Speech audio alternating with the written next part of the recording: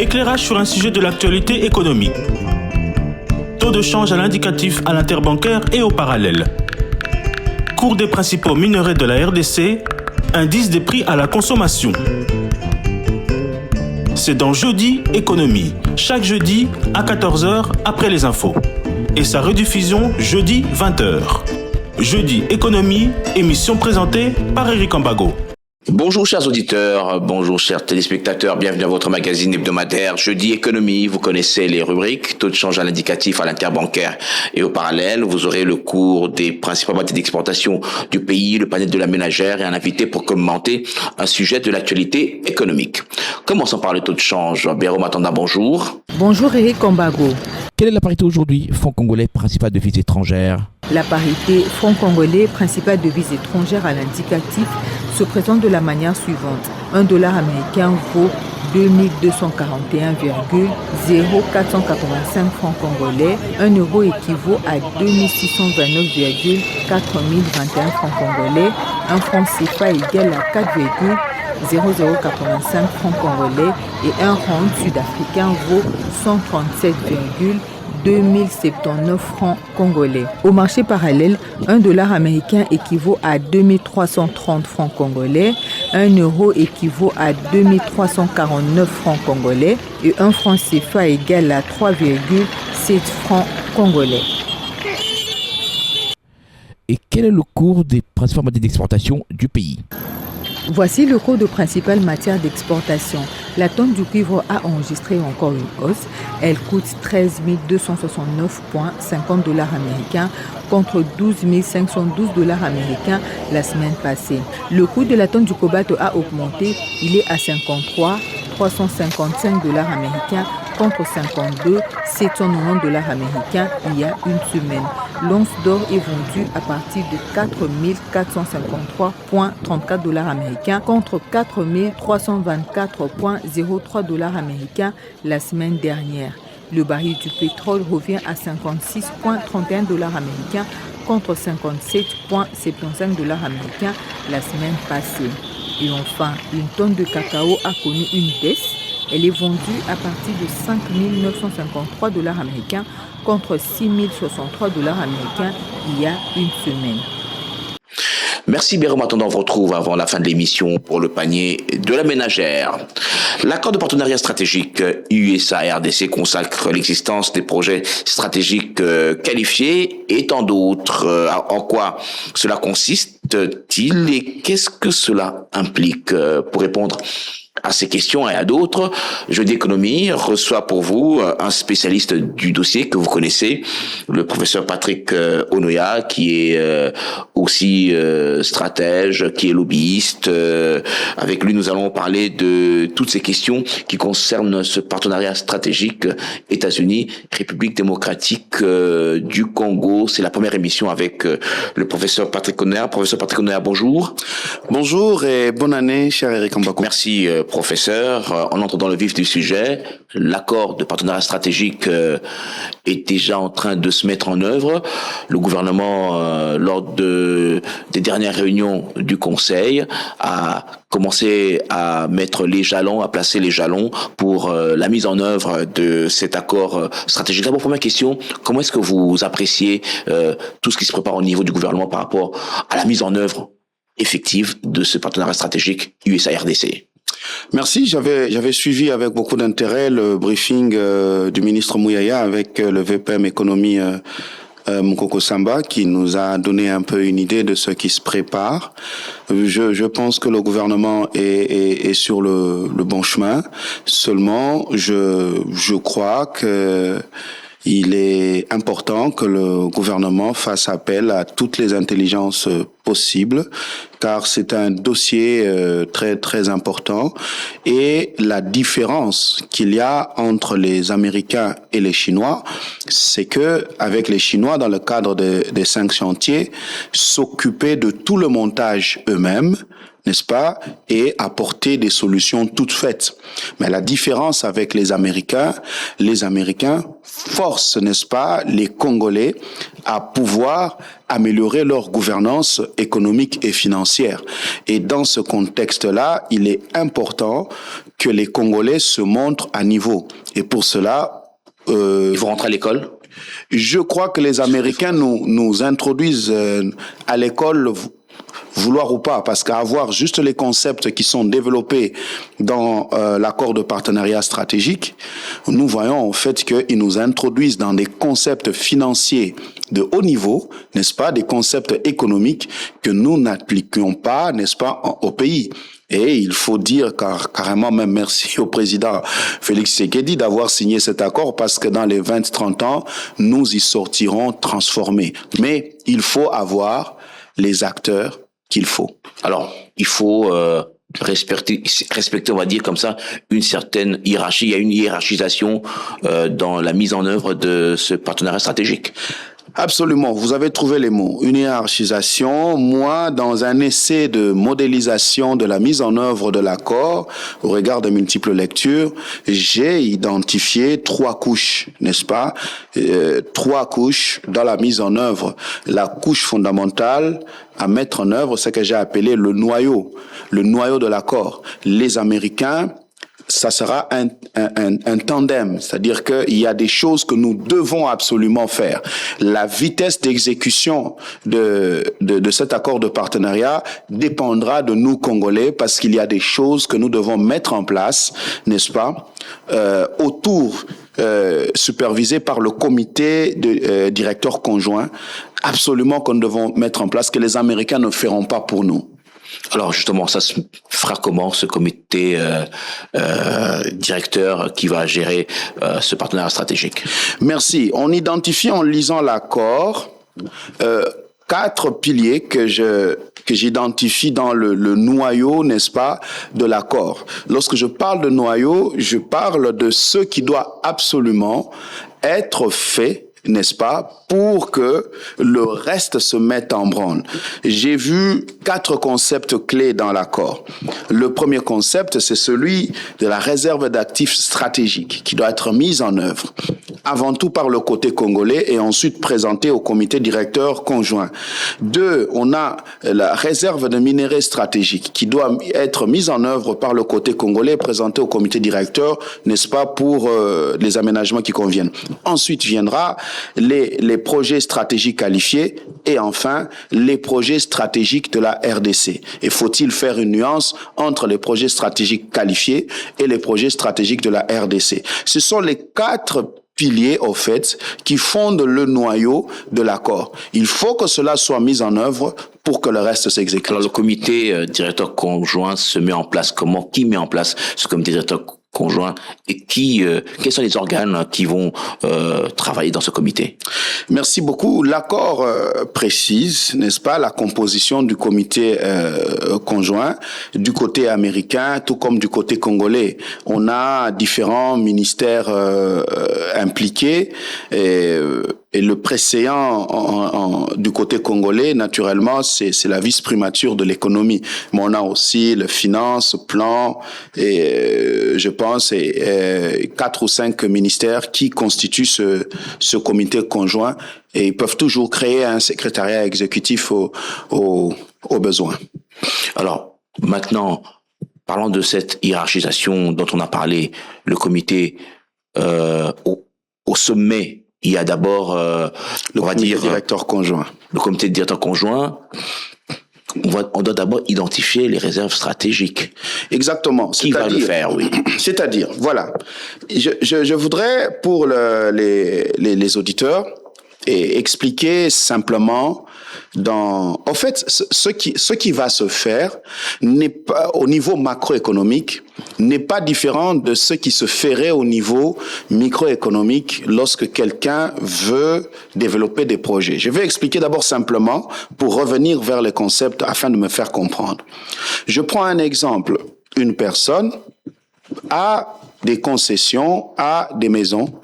Et il a constaté que, bon, ça peut être un héritier, n'est-ce pas? Il a des concessions, il peut faire des champs, mais il a aussi des parcelles que son père lui a laissées. Maintenant, il trouve un partenaire financier qui veut l'aider à développer cela. Il faut d'abord que cette personne sache que tout l'argent que peut lui donner ce partenaire financier ne dépassera pas, n'est-ce pas, la richesse qu'il possède. D'où, il faut avant tout identifier la richesse qu'il possède. Lorsqu'on parle des actifs, on parle de la richesse, n'est-ce pas? Donc, il a des terrains, des hectares de terre, il a des parcelles, ainsi de suite. On doit identifier cela. Et puis, il faut qu'il y ait maintenant une opération de certification de ces richesses-là. C'est-à-dire que on doit savoir cet immeuble, si on t'a laissé un immeuble, il a quelle valeur certifiée, n'est-ce pas, par un expert immobilier. C'est partant de cela, n'est-ce pas, que ce partenaire financier va pouvoir te donner de l'argent pour développer, par exemple, des projets qui seront garantis par, n'est-ce pas, par exemple, un immobilier qui est une hypothèque. Et si l'immobilier que tu as, par exemple, coûte 200 000 $, le financier peut dire, je te donne 100 000 $, qui est garanti par quoi? Par cette hypothèque oui. Qui est de 200 000 $, donc à 50%, parce qu'on se donne toujours une marge. Et maintenant, les 100 000 $ que tu as, tu vas maintenant les utiliser pour développer le projet agricole que tu as encore sur tes terres agricoles. Donc, c'est exactement le même schéma. Voilà pourquoi, dans la mise en œuvre de l'accord de partenariat stratégique, l'aspect important sur lequel la RDC doit avoir les yeux, c'est sur les réserves d'actifs stratégiques. Les réserves d'actifs stratégiques, c'est exactement comme dans l'exemple que j'ai donné, c'est-à-dire la richesse, les ressources que possède la RDC, que la RDC va mettre à la disposition de l'accord. On parle d'une trentaine, n'est-ce pas, des sites miniers que la République démocratique du Congo va mettre sur la table. La même chose que ce financier avait posé dans mon exemple là, la question se dit, tu as tout ça, mais ça vaut quoi? Pour que afin qu'on sache combien on va te donner. Les Congolais doivent savoir que les Américains nous aideront à trouver de l'argent à la hauteur, n'est-ce pas, des actifs que nous aurons mis sur la table, n'est-ce pas, pondérés sur un certain pourcentage. C'est-à-dire que si les actifs, maintenant, on dit les actifs miniers, ce n'est pas la liste des actifs miniers, donc des sites miniers qui a de l'importance. Ce qui aura de l'importance, c'est les actifs miniers certifiés. C'est-à-dire que ce gisement-là, il vaut autant, ce gisement-là, il vaut autant, et du coup, on analyse, on se dit, OK, par exemple, sur les 30 000 carrés miniers, les 30 000 carrés miniers valent, par exemple, 100 milliards de dollars. Ah, les 100 milliards de dollars vont constituer en ce moment-là le maximum, n'est-ce pas, qu'on peut trouver pour la RDC, parce que ça constitue le sous-bassement. Vous vous rappellerez avec les contrats chinois, le problème de la soutenabilité de la dette. N'est-ce pas? Lorsqu'on prend de l'argent, cet argent-là doit être soutenu par quelque chose. Et ici, ce sera soutenu par des actifs que nous allons présenter. Maintenant, la réserve d'actifs stratégiques, c'est à la fois un concept, mais cela peut être aussi une structure. C'est-à-dire que une structure, parce que je ne sais pas s'il existe en RDC, une structure étatique qui permet, n'est-ce pas, de valoriser les actifs stratégiques de la République démocratique du Congo. Et il faut retenir que les actifs de la République démocratique du Congo ne sont pas que des actifs miniers. Ça peut être même au-delà du minier, mais qui constituent cette richesse que l'on peut mettre sur la table. Maintenant, je vais utiliser deux gros mots pour aller maintenant vers les projets stratégiques qualifiés. Et après, on a les projets stratégiques de la République démocratique du Congo. Pour faire la nuance, on a les actifs stratégiques, la réserve d'actifs stratégiques. La réserve d'actifs stratégiques permet de connaître la richesse que la République démocratique du Congo va mettre sur la table, qui va servir de collatéral, n'est-ce pas, pour avoir de l'argent. Maintenant, à cela, deux orientations vont apparaître. Les deux orientations, vont apparaître sur la recherche des investisseurs qui vont venir pour développer les projets miniers avec nous. Ça, c'est de 1.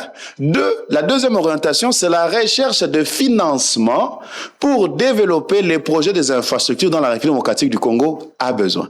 Vous voyez, ces deux orientations-là nous amènent vers les deux catégories de projets aussi qu'on a appelés dans l'accord les projets stratégiques qualifiés. Les projets stratégiques qualifiés sont des projets de développement minier.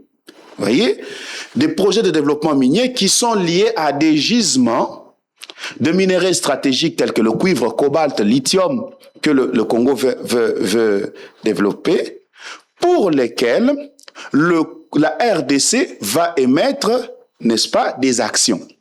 La RDC va émettre des actions sur des projets stratégiques qualifiés parce qu'ils recherchent des investisseurs qui vont chercher à prendre une part, n'est-ce pas, de propriété de la part sociale, en échange de quoi? D'apporter de l'argent pour développer ces entreprises. C'est ça qu'on appelle les projets stratégiques qualifiés. Les projets stratégiques qualifiés, c'est la liste des projets miniers qui va exploiter les réserves d'actifs stratégiques pour lesquels la République démocratique du Congo met à la disposition des Américains en disant « Nous cherchons, nous ouvrons les parts sociales de ces différentes entreprises, c'est-à-dire qu'ils doivent être créés sur papier, n'est-ce pas, et faire un appel maintenant aux actions. » Est-ce que la RDC aujourd'hui connaît plus ou moins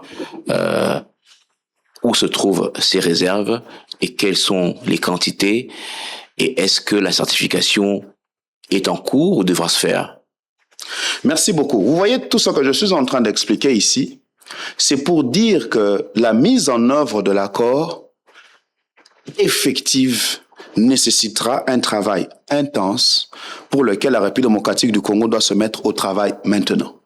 Dans l'exemple que j'ai donné, si vous dites à un financier ou à une banque que voici cet immeuble, je veux avoir de l'argent, ça ne veut rien dire à ce financier.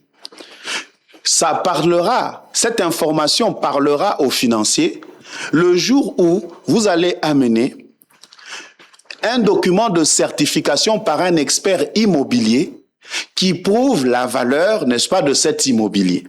Donc on n'a pas encore certifié plusieurs gisements. C'est-à-dire que la République démocratique du Congo doit se mettre au travail pour la certification, n'est-ce pas, des différents sites miniers qu'il met sur la table. S'il y a 30 000 carrés miniers, tel qu'on a entendu dire, il faudrait que la République démocratique du Congo se mette au travail pour en arriver à la certification. Parce que d'un point de vue financier, n'est-ce pas, un actif minier devient un actif financier simplement s'il est certifié. C'est en ce moment-là qu'il peut entrer dans une négociation au sein des marchés financiers. C'est le travail du ministère des Mines ou il faut créer une structure à côté?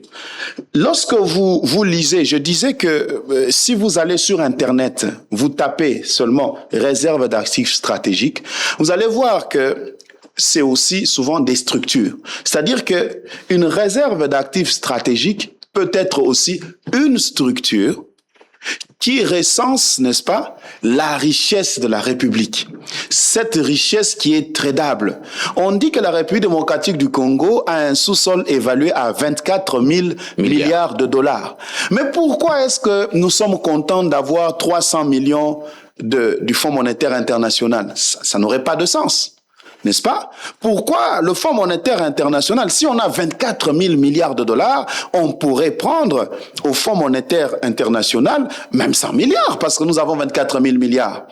Ces 24 000 milliards, au sens financier, n'existent pas, parce qu'il n'existe pas une certification congolaise qui prouve que nous avons réellement 24 000 milliards de dollars. Donc c'est exactement ce même problème que pose la réserve d'actifs stratégiques. Vous dites que vous avez un sous-sol riche. Eh bien, il faut que cela soit prouvé au sens financier, j'insiste. Parce que le concept de réserve d'actifs financiers est un concept financier. Et pour que cela soit prouvé, il faut que les gisements soient certifiés. Et ça, c'est un travail qui doit se faire maintenant. Il faut que l'on crée une société qu'on va appeler réserve d'actifs stratégiques, par exemple. On doit créer moi, j'appelle de tous mes vœux, la réforme de la réserve stratégique générale de la République démocratique du Congo qui est gérée à la présidence de la République. La réserve stratégique générale de la République, elle est dans ces textes, elle est chargée de tout produit stratégique, en commençant par les produits alimentaires, des champs, jusqu'aux produits pétroliers, aux produits miniers. Non. Avec l'accord de partenariat stratégique nous amène vers une spécialisation. Nous devons quitter du concept de la réserve vers le concept des réserves. Et de savoir déjà que dans l'accord déjà consacre deux types de réserves. La réserve d'actifs stratégiques et la réserve de minerais stratégiques, qui devraient être deux structures distinctes, n'est-ce pas, soutenant les projets de la République. Et pour ma part, s'il fallait me poser la question, je dirais que la réserve stratégique de la présidence, qu'elle ne demeure qu'une réserve pour les produits alimentaires. À ce niveau-là, spécialiser sur les produits alimentaires et créer d'autres types de réserves. Vous savez que même aux États-Unis, lorsqu'on dit la Fed, la banque centrale, ils appellent pour eux la réserve. Vous voyez un peu. C'est-à-dire qu'ils ont ce concept-là de réserve qui est un concept anglo-saxon dans lequel, n'est-ce pas, les Américains sont en train de nous introduire, mais il faut dire que c'est intéressant pour nous. Mais aujourd'hui, les Américains ont donné, il y a un délai dans cette oui, nous avons 12 il y a un délai pour 12 mois pour que l'RDC présente ses réserves stratégiques. Non, c'est 3 mois. Là, oui, c'est 3 mois jusqu'au mars. Voilà. Je disais 12 mois, c'est pour les réformes. Voilà, 3 mois pour présenter.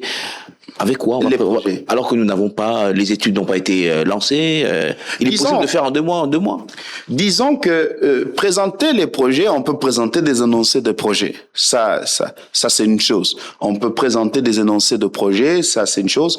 Mais nous disons ici que les Américains, la différence avec les Chinois, c'est que les Américains nous poussent à un nivellement vers le haut de la gouvernance économique et financière du pays.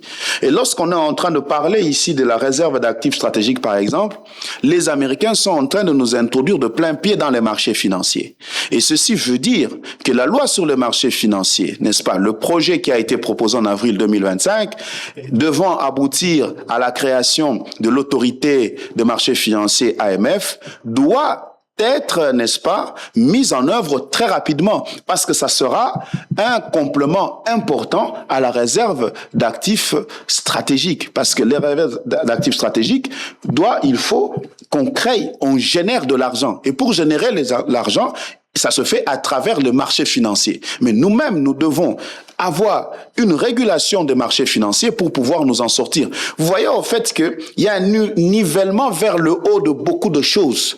Et pour cela, le gouvernement doit se mettre au travail, illico, et surtout, nous devons résoudre notre problème de casting, parce qu'ici, nous parlons des choses suffisamment techniques qui nécessitent des personnes aguerries. Mais pour le moment, cette réserve d'actifs stratégiques va être gérée par quelle structure? Elle n'existe pas. Elle a été introduite. Pourquoi a-t-on signé cet accord?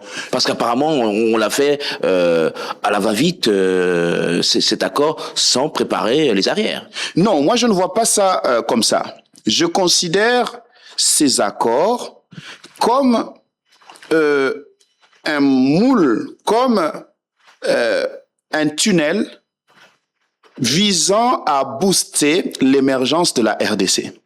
On dit toujours que la RDC souffre de problèmes structurels. Eh bien, là, cet accord relève un ensemble d'insuffisances au niveau de la gouvernance économique et financière de la République démocratique du Congo. Et nous devons plutôt être heureux que de constater que les Américains nous poussent à élever, n'est-ce pas, notre gouvernance économique et financière.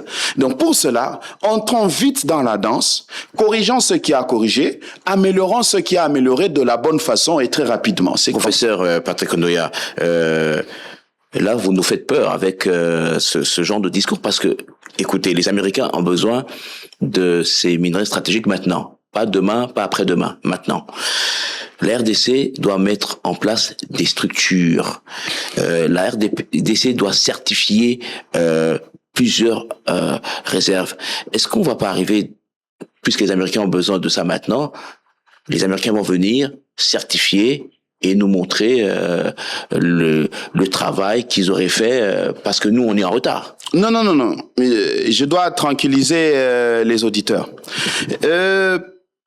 J'ai publié une tribune il n'y a pas longtemps où j'explique la différence d'approche entre les Chinois et les Américains. Les Chinois qui voulaient aller très vite, qu'est-ce qu'ils ont fait? Ils se sont chargés de tout, n'est-ce pas? Et sont venus présenter le cash aux Congolais, n'est-ce pas?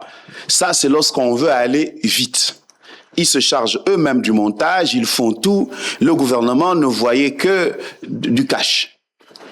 Mais les Américains, eux, s'il y a un terme que vous pouvez lire le plus dans l'accord de partenariat stratégique, c'est long terme. Les Américains se préparent à travailler sur du long terme. Et pour travailler sur du long terme, ça signifie qu'ils veulent mettre en place, n'est-ce pas, une progression exponentielle. Et dans une progression exponentielle, on sait toujours que les 30% de la progression, les 15-20% sont assez lentes. Ils sont lentes, pourquoi? C'est la mise en place des structures, n'est-ce pas? La mise en place des structures qui vont soutenir le reste qui sera rapide.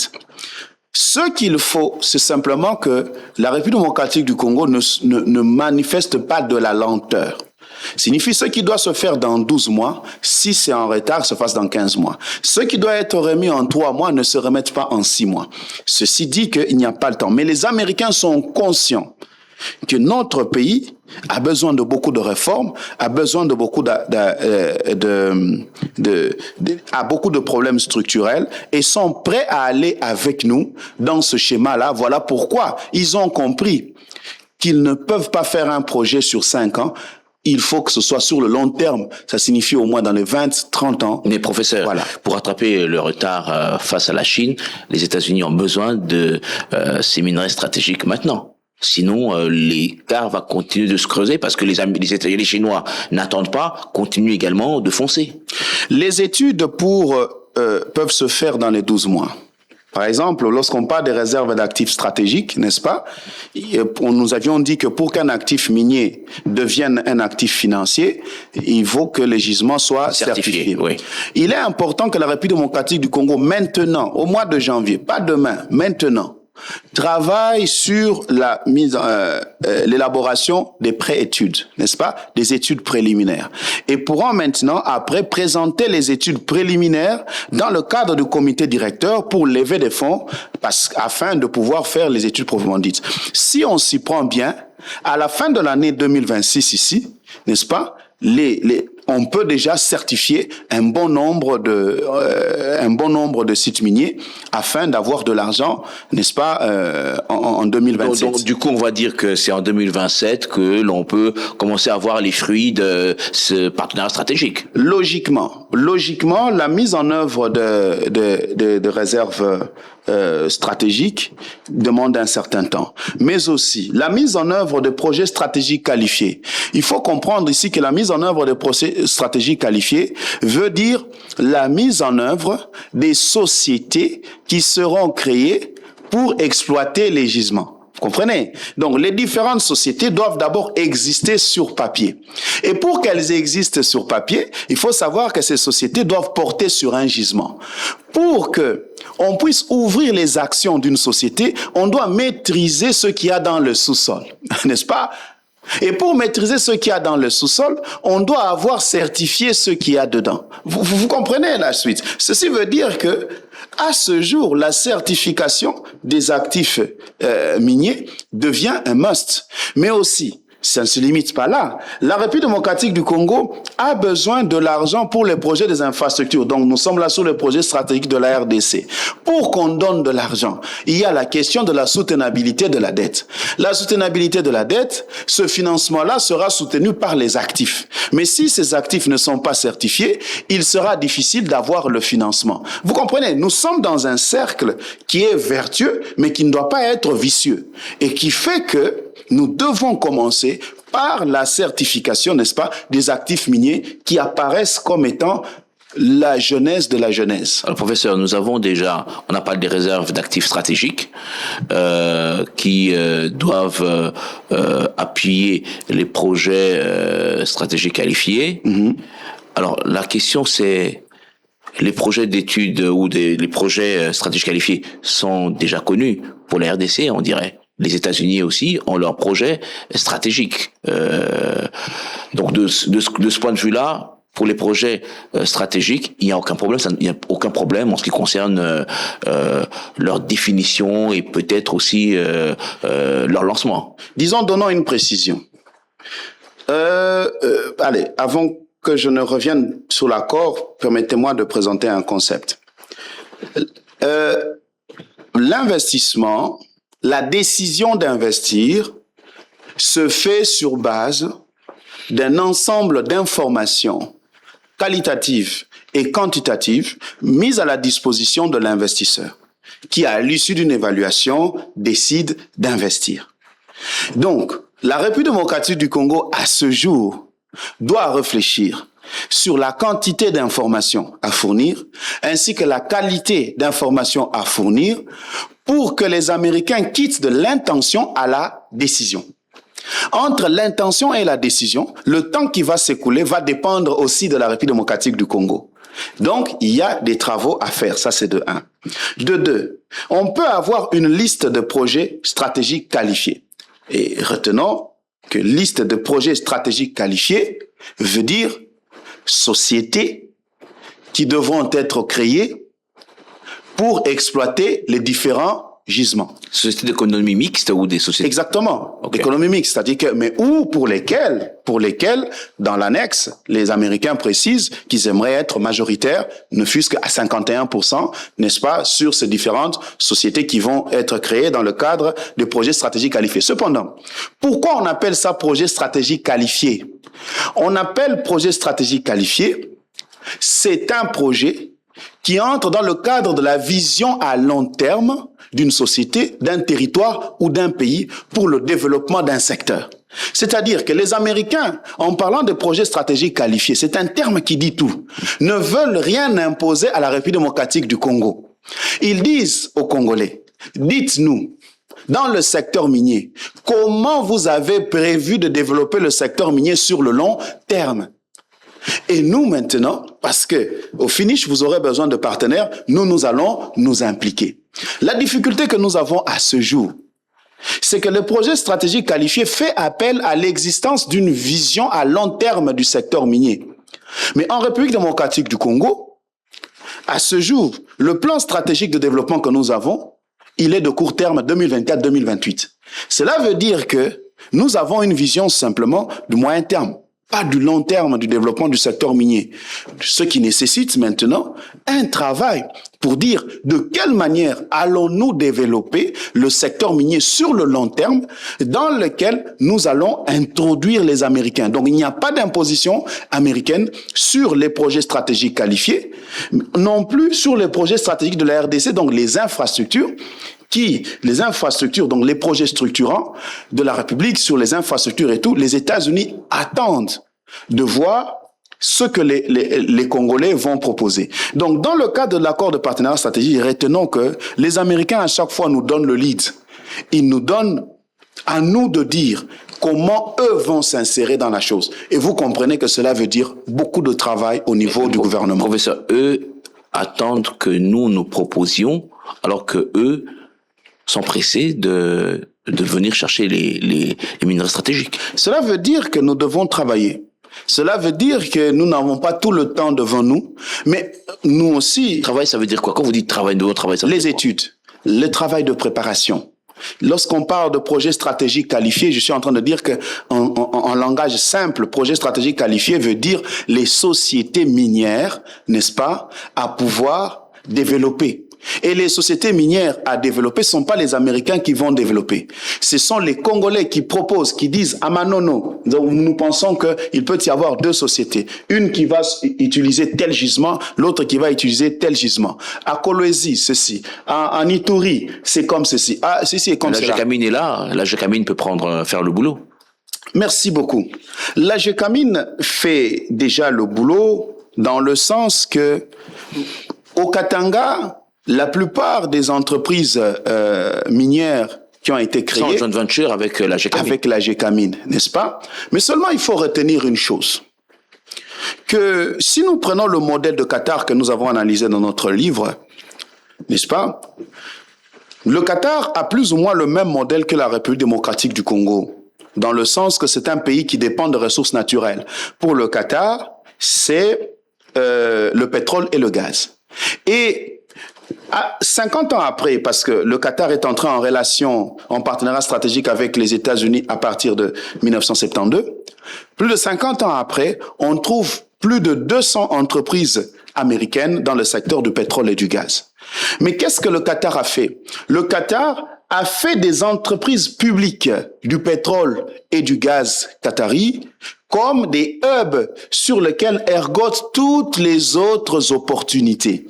C'est-à-dire, on a Qatar Petroleum et Qatar Gaz. Qatar Petroleum et Qatar Gaz sont 2 entreprises étatiques majeures qui supervisent tout le reste des projets.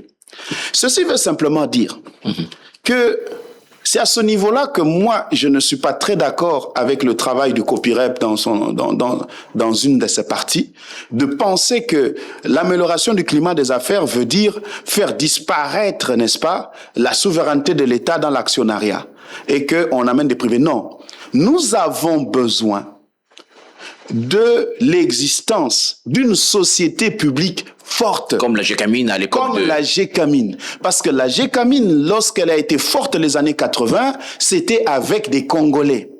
Ça signifie que parmi les projets de la République démocratique du Congo, mon exhortation sera la restructuration, la recapitalisation aussi de la Gécamine. Et de Kilomoto aussi. De Kilomoto, de la Sakima, de toutes les entreprises minières étatiques. Une entreprise minière étatique forte, les entreprises minières étatiques fortes vont venir conforter la stratégie aussi de la mise en place de la réserve des minerais stratégiques, qui se présente aussi comme un pilier, n'est-ce pas, dans l'accord de partenariat stratégique. Je vais expliquer. Dans l'accord de partenariat stratégique, la République démocratique du Congo veut aussi que, n'est-ce pas, qu'il soit consacré la transformation des minéraux, la transformation locale. Mais le chef de l'État le répète à chaque fois qu'il a l'occasion. Mais comment consacrer la transformation des minéraux locales lorsque l'État ne peut pas posséder en propre ces minéraux? Vous comprenez? Non, ça signifie que l'État congolais doit posséder en propre ces minéraux. Et les Américains nous l'ont concédé. Ils nous le concèdent parce que le concept de réserve de minerais stratégiques existe dans l'accord. C'est quoi une réserve de minerais stratégiques? Eh bien, c'est un stock de minerais que l'on établit entre la production et la commercialisation pour des raisons de souveraineté, n'est-ce pas? Pour des raisons de régulation des prix. Mais lorsque je parle des raisons de souveraineté, c'est-à-dire que dans le cadre de la réserve de minerais stratégiques, l'État va commencer à acheter, je dis bien acheter, une portion de minerais produits afin de constituer son stock. Il va constituer son stock de minerais pour 2 raisons principales. La première raison, c'est pour être capable de vendre à qui il veut et quand il veut, n'est-ce pas, au niveau international. Nous avons vu la démarche de la Gécamine, n'est-ce pas? Avec 100 000 tonnes qui ont été transférées, exportées aux États-Unis. Exact. Comment? Expliquons un peu. Parce que là, c'est un embryon de la constitution de la réserve de minerais stratégiques, ce qui a été fait à la GECAMIN. La GECAMIN a créé ce qu'on a appelé la GECAMIN Trading. La GECAMIN Trading chargée de la négoce, n'est-ce pas, de minerais. La GECAMIN avec ses différents contrats de joint venture, n'est-ce pas, avec les différentes entreprises, que ce soit Tenke Fungurume Mining ou les autres, a une portion qui lui revient en propre. La GECAMIN a acheté les portions qui lui reviennent en propre pour les stocker afin maintenant de négocier seul à qui il veut vendre à l'international. C'est exactement cela, le fonctionnement de la réserve des minerais stratégiques, mais cette fois-ci généralisée. La réserve des minerais stratégiques comprendrait la stratégie de la GECAMIN, de constitution des réserves, la stratégie de Kilomoto, la stratégie de la Sakima, la stratégie de Kisenge Manganèse, et tout cela, n'est-ce pas, dans une seule stratégie de réserve de minerais. Et quelle est la conséquence intéressante par rapport à la vision du chef de l'État dans cet accord? C'est le développement de l'industrie de transformation. Parce que si l'État maintenant achète dans ce qu'il y a, il a son stock. Et il peut décider maintenant de dire, voilà, pour celui qui développe maintenant une entreprise métallurgique de transformation de cuivre, par exemple en fil conducteur, il peut compter sur nous, il va acheter chez nous. Vous voyez un peu, en ce moment-là, vous avez une souveraineté. Et cette réserve de minerais stratégiques, c'est à la fois un concept, mais c'est aussi une structure.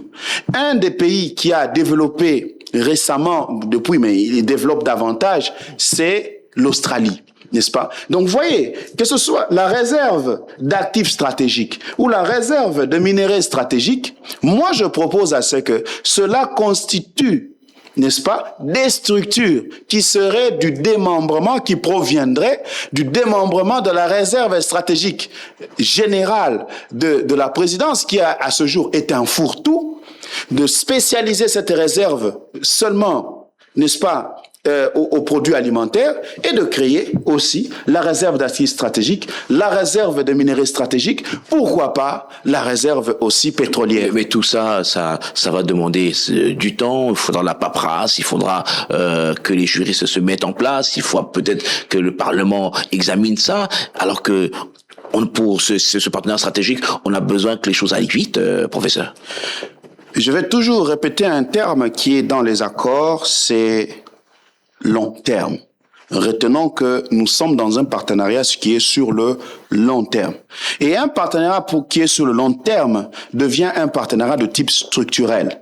Et un partenariat structurel est un partenariat qui met en place des organisations chargées, n'est-ce pas, de pérenniser ce qu'il y a. Donc l'architecture juridique va s'adapter au fil des années. Exactement. C'est-à-dire que les ministères sectoriels, n'est-ce pas, pourront mettre en place des commissions qui vont à l'origine se charger de ça, et ces commissions vont progressivement se muer, travailler, c'est-à-dire on travaille, on améliore, on met en place les structures qui vont permettre à ce qu'à long terme cela tienne, tout en travaillant déjà aujourd'hui. Mais nous devons savoir où nous allons, et c'est ça que nous présentons. Alors, le comité directeur conjoint va gérer toutes ces structures, si c'est le cas. Le comité directeur conjoint va gérer toutes ces structures, alors. Le comité directeur conjoint est l'interface de la République démocratique du Congo envers les Américains, ou d'ailleurs, je crois qu'il y a une coprésidence, donc il n'y a pas l'un qui est supérieur à l'autre. Et le comité directeur conjoint s'assure de la mise en œuvre, chacun de son côté s'assure de montrer qu'il est de bonne foi pour faire avancer le projet, n'est-ce pas, de l'accord. Mais lorsque vous analysez, vous vous rendez compte que c'est de notre côté qu'il y a le plus de travail à faire, parce que le travail se fait de notre côté. Et c'est là que nous allons insister sur la question du casting. La célérité dont on a besoin ici dépend de la compétence des animateurs. Eh bien, et aussi dépend de la stabilité, n'est-ce pas, de ces animateurs. Parce que si on a des gouvernements chaque 6 mois, et que c'est à chaque fois un nouveau ministre qui vient, qui doit s'imprégner, ça c'est encore un autre problème. Donc, c'est-à-dire que la question du casting est une question importante pour savoir que les décideurs que l'on va mettre prochainement, il faudrait que certains, particulièrement ceux qui seront en charge des accords, puissent au moins être là dans les 12-24 mois pour amener à maturation le projet. Professeur, le partenariat, c'est un accord d'État à État. Exact. Mais vous nous dites souvent que l'économie américaine œuvre avec les multinationales. Ouais. C'est l'agent économique américain, les multinationales. Donc ce sera les multinationales qui vont, disons, se noyer dans cette, si on peut le dire comme ça, dans ce partenariat stratégique avec des structures congolaises. Merci beaucoup. J'apprécie beaucoup cette question. Cette question nous introduit dans la deuxième couche, selon la modélisation que j'ai effectuée des accords. Je disais que ici, nous avons tourné depuis dans la première couche, qui est le noyau. Le noyau, il fixe la fondation de ce qui doit exister pour que les affaires se fassent. Maintenant, la question que vous posez, c'est la dimension des affaires. Vous voyez, avant que l'on parle des affaires, il faut mettre en place la fondation. Oui.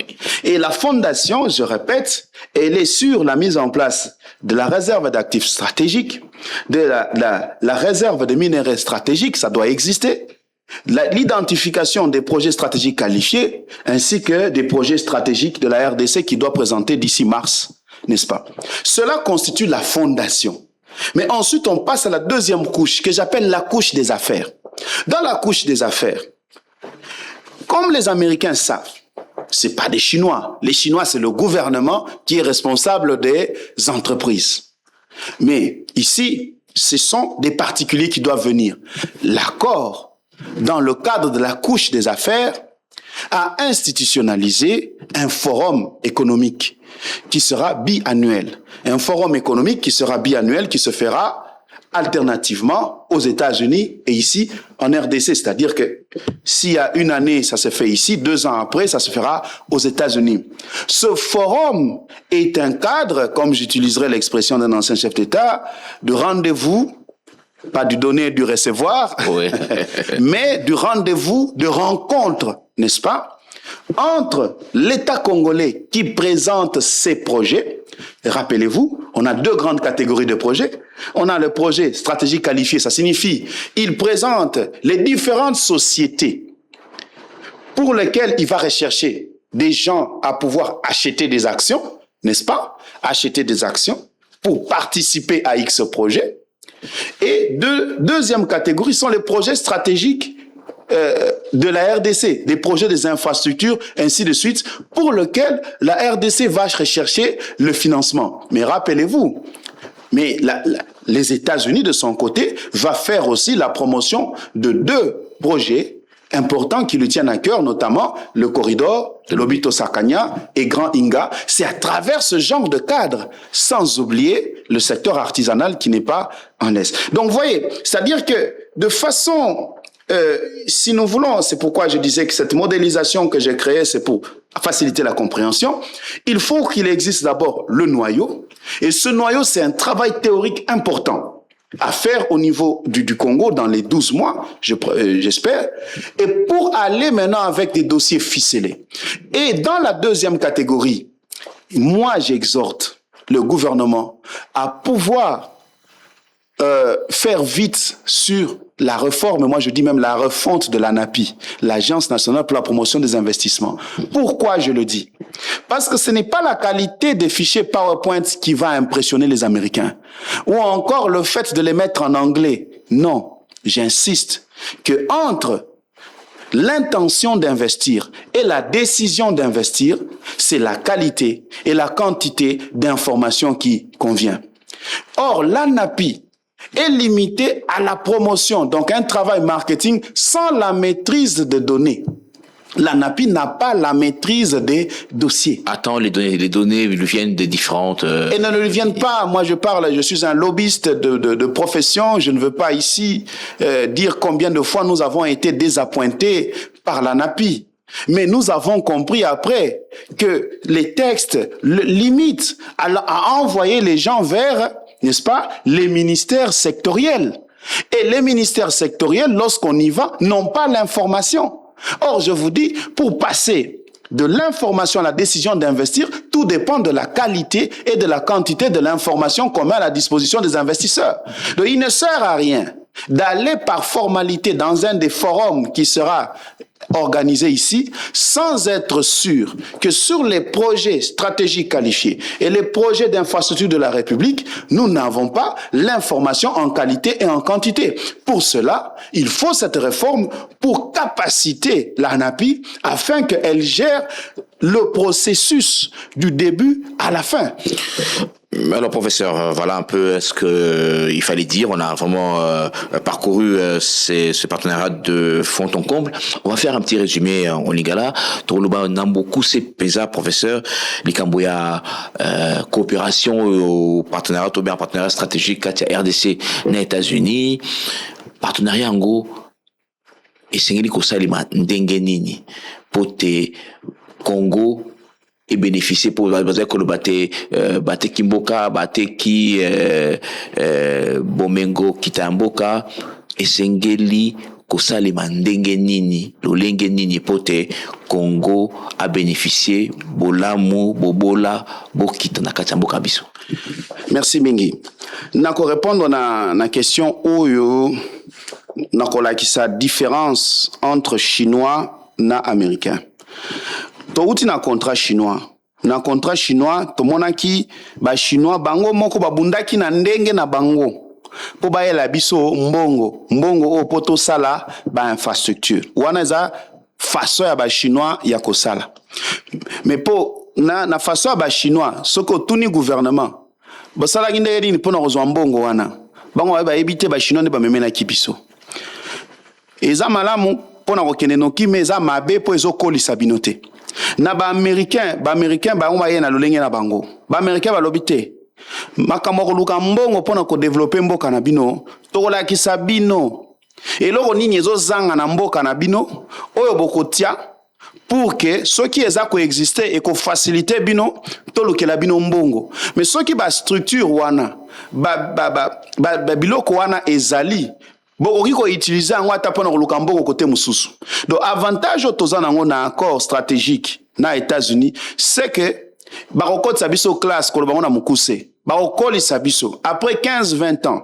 Eza na ba structure oyo ekozala na mboka po eko permettre biso ke ata soki tolingi to sala na ba pays mususu to sala po mboka okende liboso. Mais ba américain ba lobi boye. Exemple ya mukuse za lokola yo soko oza na mabele na yo. Naba mapango par exemple papa no atikela ki olingi o développer ango eza ndenge moko po o développer ango banka kotuna yo ozana nini o ngana za na mapango papa atikela kinga valeur na ngo eza nini po il faut kene na cabinet moko spécialisé pesa yo valeur a lopango wana nde balobi OK comme valeur na yo lopango eza $100,000 ngana ko pesa yo 50,000 po sala sikoyo bilanga. Eza ndenge moko na oyo tokosala na ba américain nde o ba bengi réserve d'actifs stratégiques pona koyeba bon bino bolobi oza na sous-sol eza na nini na kati ko banda na wana certification ba minéraux nde ko permettre que ba américain ba développer ba mine ba lukela biso pe mbongo to sala ba infrastructure certification ngi kolobate toloba kitani ezali awa ezali quantité boni na beaucoup document document oyo international ezali ko prouver yo lobi ke ezali kwa na ndaku olobi ke ndaku na ngai migolo ba oteka ngo comme ezana ngiringiri ezana 100,000 yo ndo lobi yango mais po banka ndimela yo esengi okene na compagnie oyo ezana ba expert ba saleli yo ba bengi expertise oye na banque na buku elobi ke ndako ne to saleli expertise valeur nango eza $100,000 nde yana nde loko wana pe ba américain baza ko senga na ba congolais na gouvernement congolais akoloba yo lobi oza na minéraux to lobaka ke sous-sol na biso 24,000 milliards de dollars mais na monoko boye eza na valeur te et ezo senga toz lukela ngo ba document o eza ko prouver réellement eza na sous-sol yango nde ebandeli ya mbongo oyo ba américain bakolokela biso ba pesa biso bakopesa biso mbongo kaka kolandana na oyo toza nango oyo balobi na français toko certifié donc tokolokela ngo ba expert balobi tokosana ngo banzela mais na processus nyonso oyo Congo akobima gagnant pona nini po ekomatisa biso niveau ya lolenge ya ko salela mboka oyo toganyaki te na bachinois tomoni kaka banzela me na lolenge nini tokosala yango biso moko toyebaki te nde na koloba avantage ya baaméricain mais ekosenga tosere ceinture ekosenga mpe ke bato bayebi mosala nde bazwa baposte. Voilà un peu na beaucoup c'est na au Italie partenariat stratégique entre RDC les États-Unis. Alors professeur Patrick Onoé avec vous, nous allons suivre le panier de la ménagère avec Béro Matanda. Voici comment sont répartis les prix des produits alimentaires de première nécessité sur le marché. Un sac de riz de 25 kg coûte 51 000 francs congolais. La mesurette Usakombi est à 1500 francs. Un sac de semoule de 25 kg coûte 35 400 voire 53 000 francs congolais, c'est selon la qualité. La mesurette écolo coûte 2500 voire 4 000 francs congolais. Un seau de cossette de manioc coûte 20 000 voire 22 000 francs congolais. Un sachet de sucre de 5 kg coûte 14 500 francs congolais. La mesurette Ukopo coûte 2500 francs et la mesurette Usakomi revient à 1500 francs congolais. Un sac de farine de froment de 45 kg coûte 77 000 francs congolais et la mesurette Uekolo coûte 5 000 francs congolais. Un bidon d'huile végétale de 25 litres coûte 108 voire 120 000 francs congolais. Celui de 5 litres varie entre 25 et 30 000 francs congolais. Un litre d'huile végétale coûte 6 000 francs congolais. Un plateau d'œufs coûte 16 000 francs congolais. Un œuf revient à 600 francs congolais. Un poulet est vendu à 11 000, 12 voire 13 000 francs congolais, c'est selon le poids. Un carton de poulet sans emballage coûte 27 $ américains. Un kilo de viande de bœuf coûte 20 000 francs congolais. Un kilo de tripes coûte 10 000 francs congolais. Un kilo de coquilles de première qualité coûte 15 000 francs congolais. Le carton est à 130 000 francs congolais. Un kilo de poisson salé coûte 27 000 francs congolais. Un tas de poisson mongousou coûte 30 voire 50 000 francs congolais.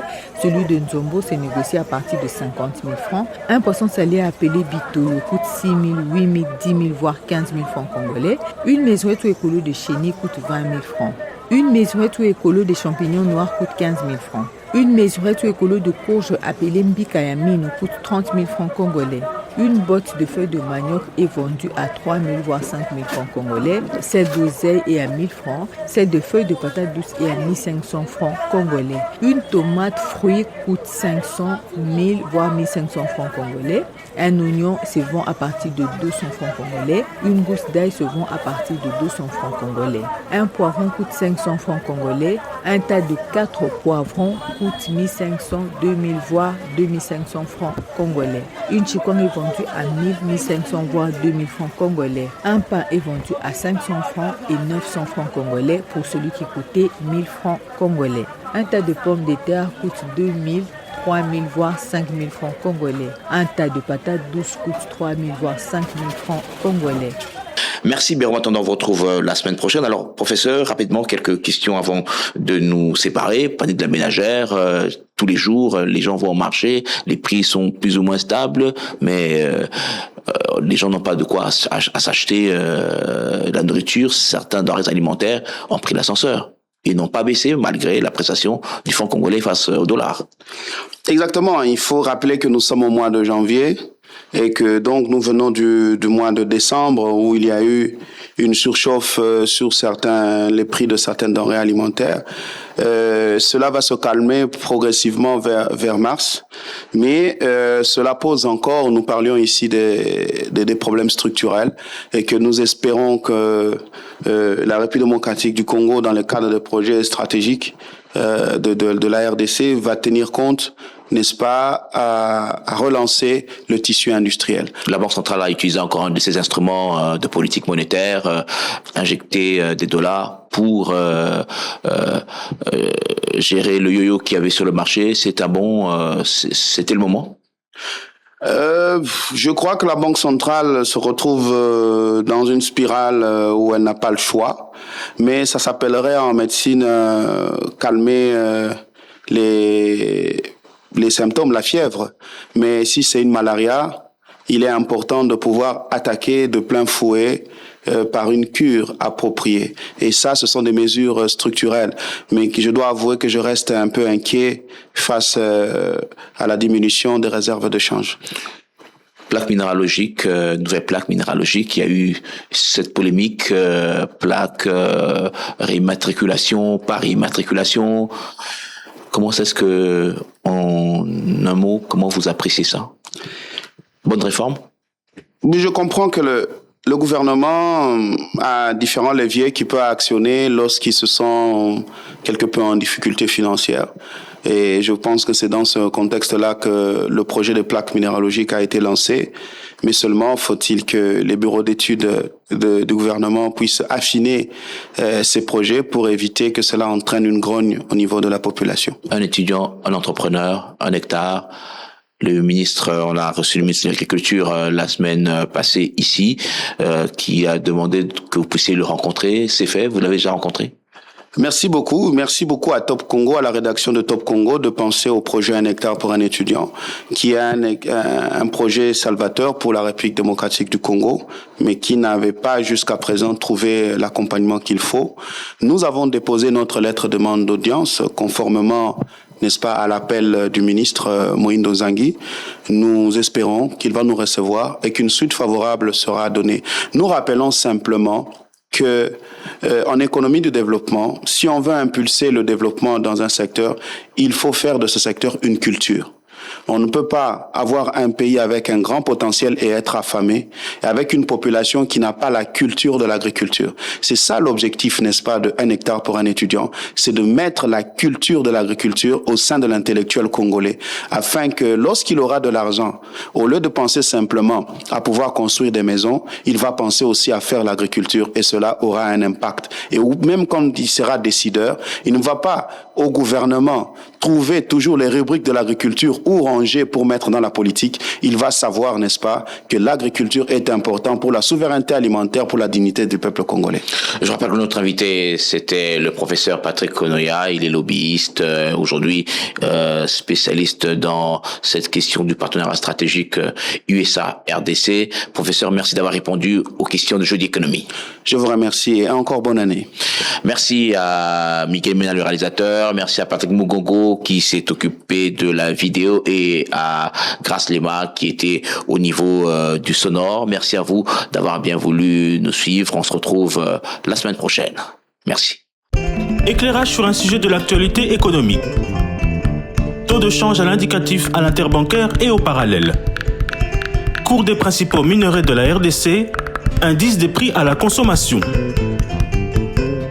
C'est dans Jeudi Économie, chaque jeudi à 14h après les infos. Et sa rediffusion jeudi 20h. Jeudi Économie, émission présentée par Eric Ambago.